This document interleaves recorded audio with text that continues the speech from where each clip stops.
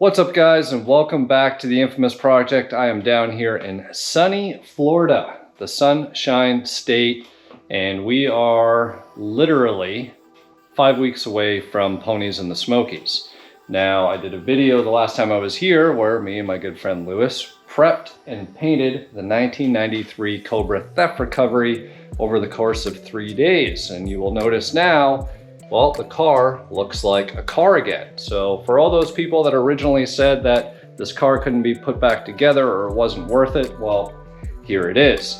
Now, this isn't going to be the full reveal video because, well, it's currently sitting on jack stands and the front bumper cover's off, and, well, the car still doesn't have door moldings, but that is the primary reason why I came down. Not just to escape the cold of Texas, because we were suffering a polar vortex over there, but to be able to help Lewis get the moldings painted.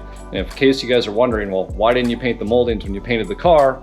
Well, that guaranteed delivery from CJ Pony Parts, well, they didn't meet the guaranteed delivery timeline, resulting in the moldings showing up after we painted the car. So I'm gonna go over, Lewis is busy cleaning his pool filter, and I figured I'd take it upon myself to share with you guys kind of where the car is. Now, don't be fooled. Lewis actually got this car back together extremely quick, and it was at Foxtoberfest just here last October 2024, and it was a rush and a race against time for him, but he pulled it off. There was like shakedown miles to the end of his street and back, I think, and the car made it all the way up to North Carolina and back down here just north of Orlando. So the shakedown has been done, and now it's just a couple touch-ups. You're probably wondering why the front bumper cover is off. Well, when we were painting the car, that front bumper cover was kind of tucked away in the corner, and right in kind of this area right here, there was a little bit of a dry spot in the clear. I didn't have enough material on it. And Lewis also picked up a couple stone chips because he drove it all the way to North Carolina and back. So we're like, you know what? We're painting the door moldings. Why don't you pull off the front bumper cover and we will blow in some of the chips, and more importantly, make sure that we get enough clear on the bumper cover. So that was the objective of the trip. I got some footage. I'll share it with you in terms of prepping out the moldings, getting some paint, getting some clear on. We did it outside and the results turned out great. So let's hit that intro. We'll come back. We'll take a look at the moldings, front bumper cover, and we'll get into a little bit more of this car without giving too much away.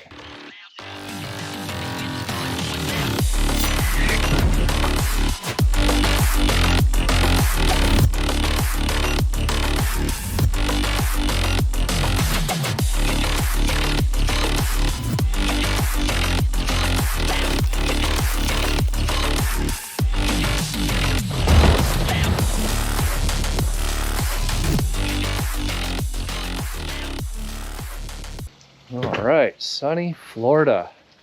It's actually quite cool out today. A fellow Canadian down here. Jake actually owns a Reef blue notch on black. Is it for sale? Not yet. Not yet. So Lewis's Cobra here. Never got the door moldings on. These are lovely aftermarket Daniel Carpenter, and they do come with fake 3M adhesive tape, which is absolutely useless and will result in, see the wave in this molding? You want to make sure that when this thing sticks down, it's straight, and most importantly that the ends don't lift up.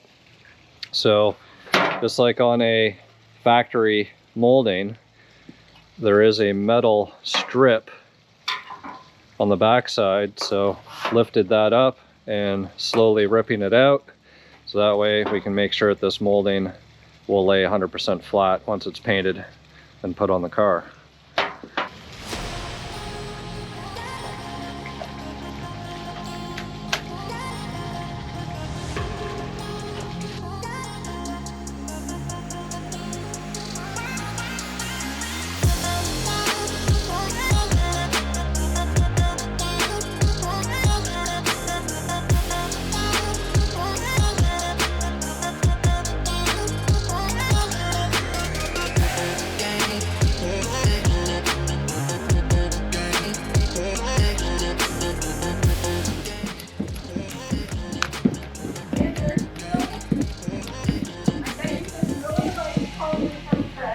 Yeah. That's my Miller Lite. And there's still a Foxtoberfest here from 2023. Yeah. More sanding, more boring. So you can see here where it comes out of the injection mold. So knocking down all of these ridges and this kind of overlap part here, especially up here, because I don't know, it just doesn't look right. So it's all in the details. This one's been, just got to get the leftover adhesive off the back of this one, but you can see all of those ridges and everything have been sanded out. Can't feel it with your fingernail, which means we'll be good once we prime this. And they'll look as good as new.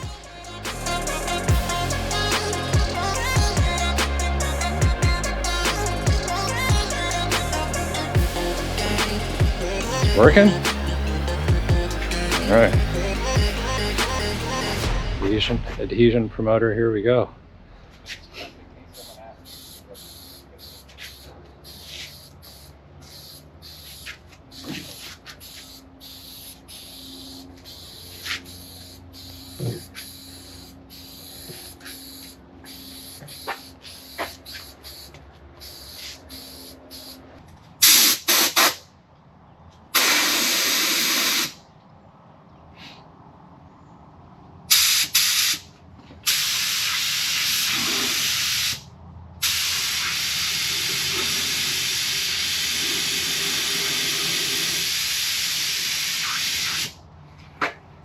Should do. Maybe we'll start with the bottom one.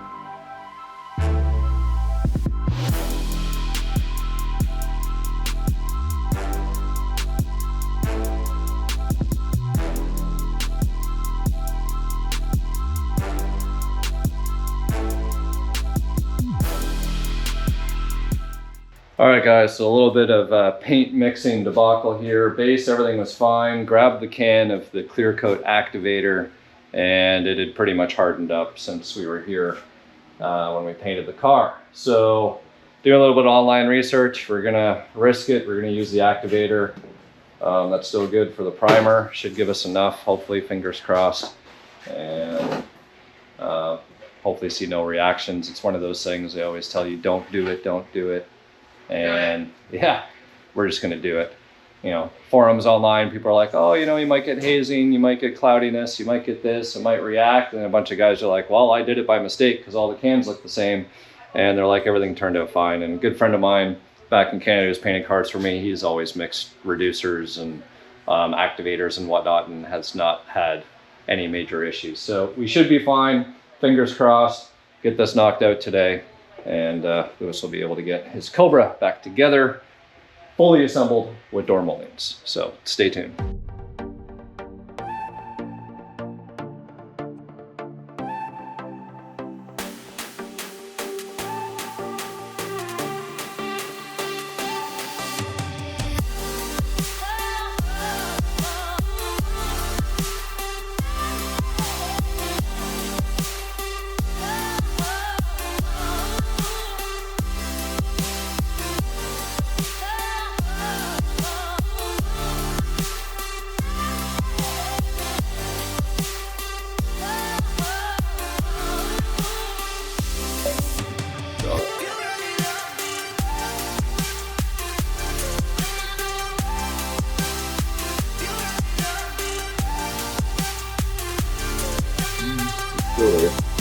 I got a portion of it.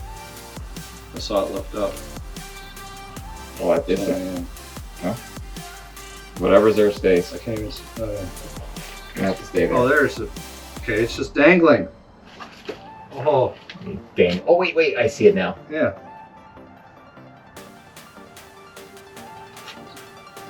It's blowing in the wind.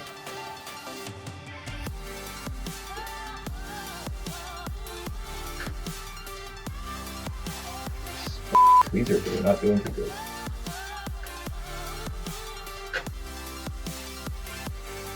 Not sure. It's long.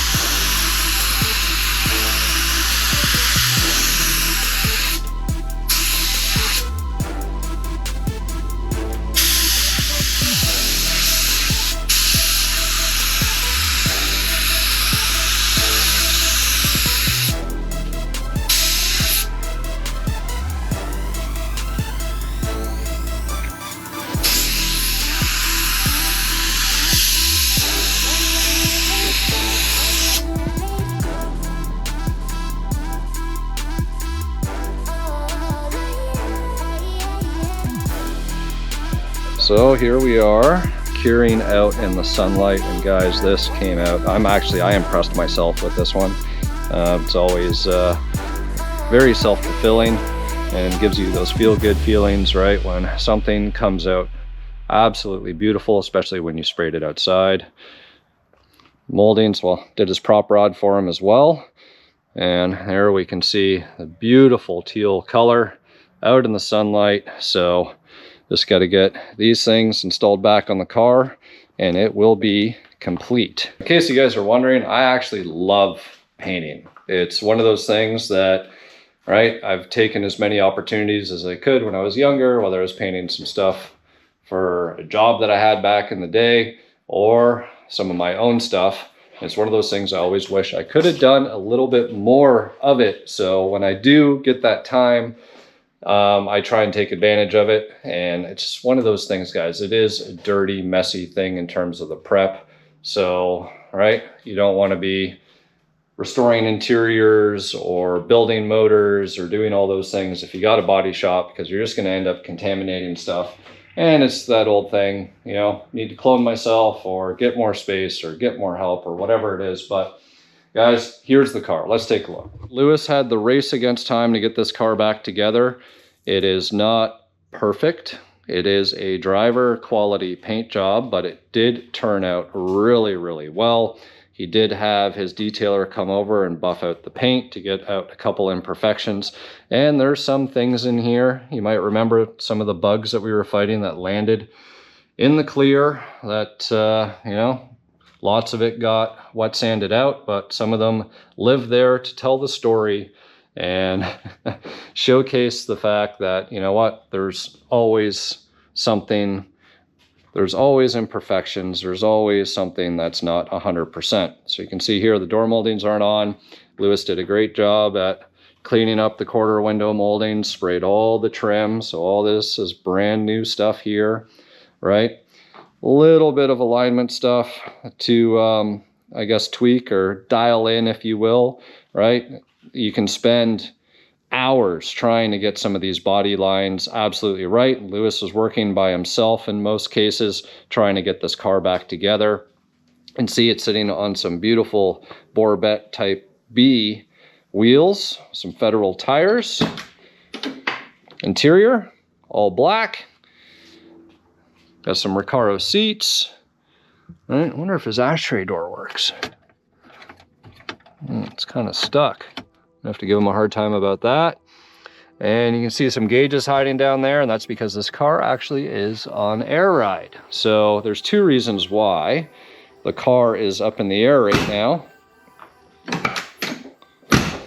This corner, the airbag is leaking. It's like a gradual leak, but Lewis wants to get that rectified. And of course, right, you don't want to be driving along and losing air out of your system. So that's number one. Number two, he's got a vibration, and we think it's a, he got a cheapy Chinese throwout bearing when he installed the clutch assembly. and we're thinking it's probably a bad throwout bearing or something to that nature, because it does happen in neutral.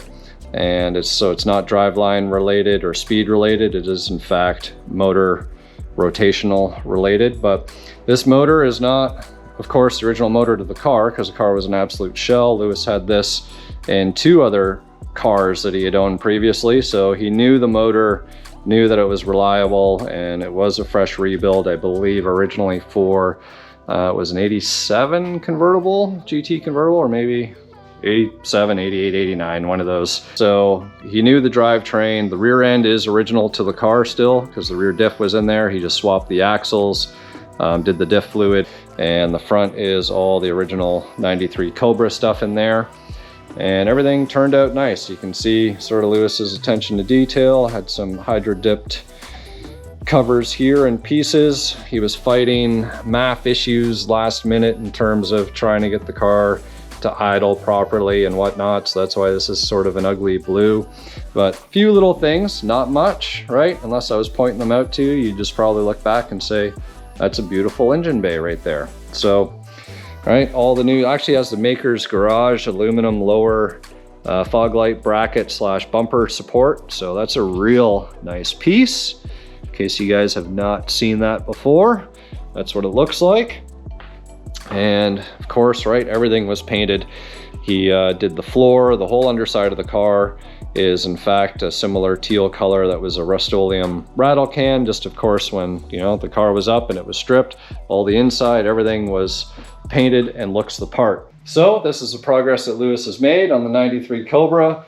He will have it at Ponies and the Smokies. So the idea is that obviously once the car is all back together, I will do a full video on the story and the transformation of this car in terms of the way that it was found and how long it sat, and some of the challenges, of course, because I know that there were some people that said, oh, you'll never be able to title and register that car again. Well, it actually got titled and registered in Texas, and then successfully titled and registered here in the Sunshine State of Florida. So guys, if there's a will, there's a way. If you got the paperwork, you follow the process, and sometimes you figure out some loopholes, but there was no loopholes with this one. I'll be sure to explain how that went down later, but here it is, another Cobra saved, another teal Cobra, which they seem to be coming out of the woodwork lately. I don't know where all these teal Cobras are coming from, but I just feel like I keep seeing more and more, whether it was at Foxtoberfest, I think I counted 14 of them. And right, we just kind of keep seeing them popping up on the internet. But with that said, beautiful car. Gave Lewis an opportunity to build one the way that he wanted it without, the purists saying, oh my God, you changed the color of a 93 Cobra and you bastardized it and all those things.